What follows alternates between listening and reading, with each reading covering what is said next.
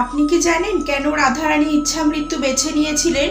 রাধারানী যখন জানতে পারেন যে গান্ধারীর অভিশাপে শ্রীকৃষ্ণের মৃত্যু অবধারিত, তখন তিনি প্রচণ্ড ভেঙে পড়েন। তার জীবন ছিল কৃষ্ণময়, সেই কৃষ্ণই যদি না থাকে তাহলে তিনি থেকে কি করবেন? তিনি তখন মা পার্বতীর আরাধনা শুরু করেন। মা পার্বতী তাকে জানান যে বসন্ত পঞ্চমীর দিন মা সরস্বতীর জিহ্বায় এক প্রহর অবস্থান করবেন, তখন প্রার্থনা করা হবে, সেই প্রার্থনা পূরণ হবে। তখন রাধারানী মা সরস্বতীর আরাধনা শুরু করেন। শ্রীকৃষ্ণ তখন দেবীর কাছে গিয়ে প্রার্থনা করলেন যে আমাকে 2 প্রহর সময় দাও, কিন্তু সেই 2 প্রহরে শ্রীকৃষ্ণ রাধারানীকে কোথাও খুঁজে পেলেন না।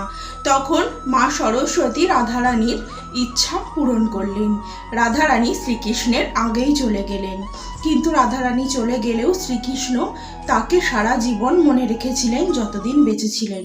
আপনি যদি রাধারানীর ভক্ত হন, রাধারানীর উপর আপনার বিশ্বাস থাকে, কমেন্টে অবশ্যই লিখে রাখুন জয় শ্রীকৃষ্ণ, জয় রাধারানীর জয়। আর এই ভিডিওটি লাইক, কমেন্ট, চ্যানেলটি সাবস্ক্রাইব করতে ভুলবেন।